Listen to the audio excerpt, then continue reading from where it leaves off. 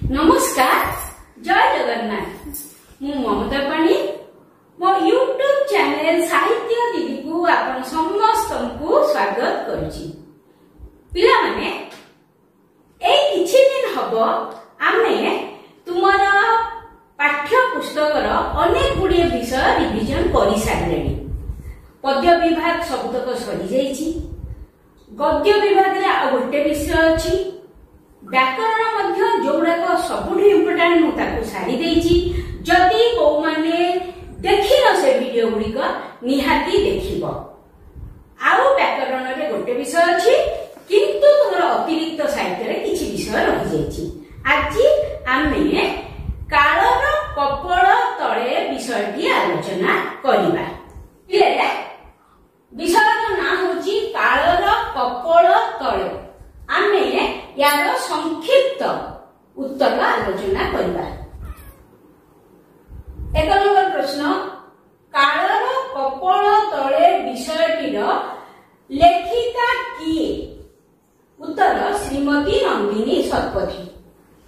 2 number, केउ पुस्तक पानी से केंद्र साहित्य एकेडमी पुरस्कार पाइथिले?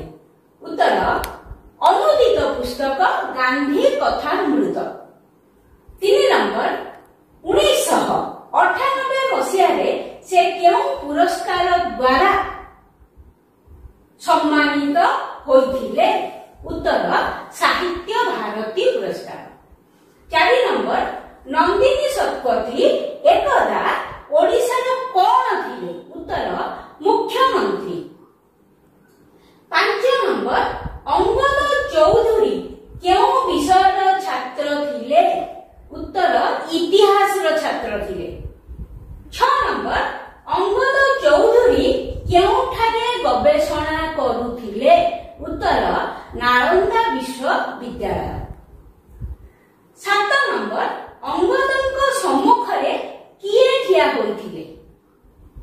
उत्तर दीर्घदेही पुरुष, जण दीर्घदेही पुरुष तांको सम्मुखरे ठिया होइथिले।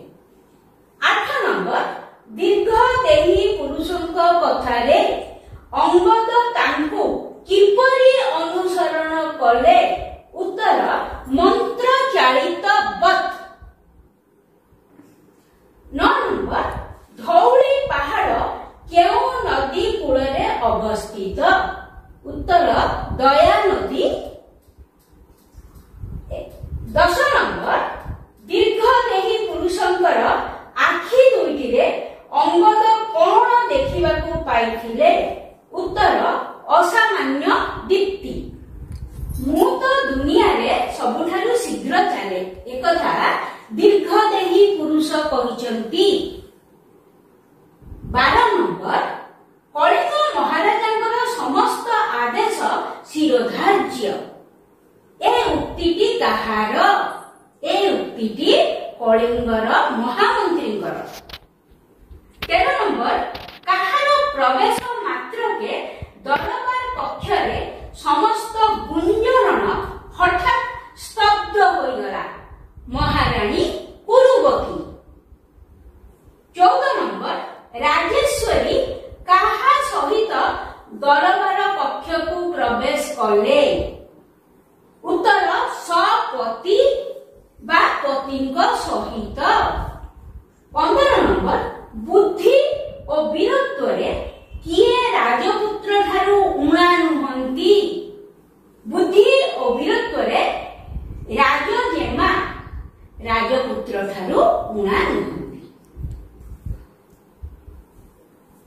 16 नंबर पिले देख, राजजेमा केउ कार्य रे अभिज्ञता नथिबा कथा कहिसंती? राजजेमा तांकर राजकार्य रे अभिज्ञता नथिबा कथा कहिसंती। 17 नंबर, राजेश्वरी केते जण योद्धा को मनोनीत करिथिले? राजेश्वरी 12 जण योद्धा को मनोनीत करिथिले।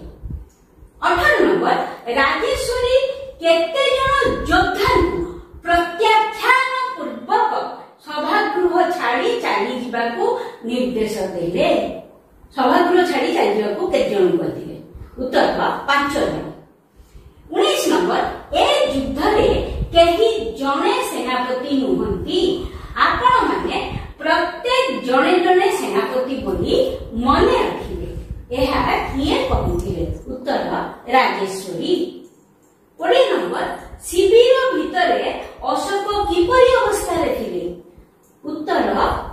ଚିନ୍ତାନ୍ୱିତ। 21 ନମ୍ବର କଳିଙ୍ଗ ଯୁଦ୍ଧ କେତେ ମାସ ଧରି ଚାଲିଥିଲା? 4 ମାସ ଧରି ଚାଲିଥିଲା। 22 ନମ୍ବର ରୁଗୁଣ ମହାରାଜ କଣ କରିବାକୁ ଅକ୍ଷମ ଥିଲେ? ରୁଗୁଣ ମହାରାଜ ଯୁଦ୍ଧ କରିବାକୁ ଅକ୍ଷମ ଥିଲେ। 23 ନମ୍ବର କଳିଙ୍ଗ ରାଜଜେମା ରାଜେଶ୍ୱରୀ କିପରି ମୃତ୍ୟୁବରଣ କରିଥିଲେ?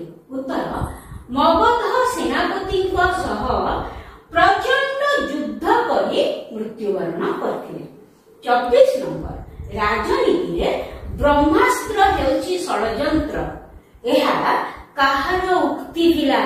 ଏହା ଦୀର୍ଘଦେହୀ ପୁରୁଷଙ୍କର ଉକ୍ତି ଥିଲା। 25 ନମ୍ବର କେତେ ଦିନରେ ଯୁଦ୍ଧ ଶେଷ ହେବ ବୋଲି ମହାମନ୍ତ୍ରୀ ଅଶୋକଙ୍କୁ କହିଥିଲେ?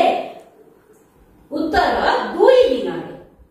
26 ନମ୍ବର ବୀର ହେଲେ ମଧ୍ୟ ଇତିହାସ କାହା ନାମରେ ଉଚ୍ଚ ସ୍ୱରରେ ପ୍ରଚାର କରିପାରିବ ନାହିଁ?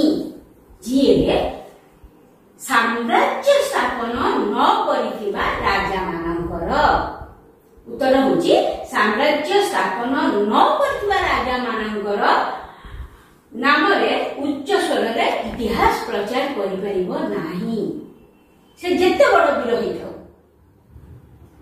27 ନମ୍ବର ଶିଳାଲେଖରେ କେଉଁ ବିଷୟରେ ଲେଖା ଥିଲା? ଶିଳାଲେଖରେ ଅହିଂସା, ଦୟା, କ୍ଷମା ବିଷୟରେ ଲେଖା ଥିଲା। 28 ନମ୍ବର ଦୟାନଦୀ କେଉଁ ନଦୀରେ ପରିଣତ ହୋଇଥିଲା? ଦୟା ନଦୀ ରକ୍ତ ନଦୀରେ ପରିଣତ ହୋଇଥିଲା। 29 ନମ୍ବର ଆପଣ କଣ ଇତିହାସ ପୁରୁଷ? ଏକଥା କିଏ କହିଥିଲେ? ଏକଥା ଅଙ୍ଗଦ ଚୌଧୁରୀ କହିଥିଲେ। 30 ନମ୍ବର କଳିଙ୍ଗ ଯୁଦ୍ଧ ପରେ ଅଶୋକ ସବୁଦିନ ପାଇଁ କଣ ବନ୍ଦ କରିବାକୁ ନିଷ୍ପତ୍ତି ନେଲେ?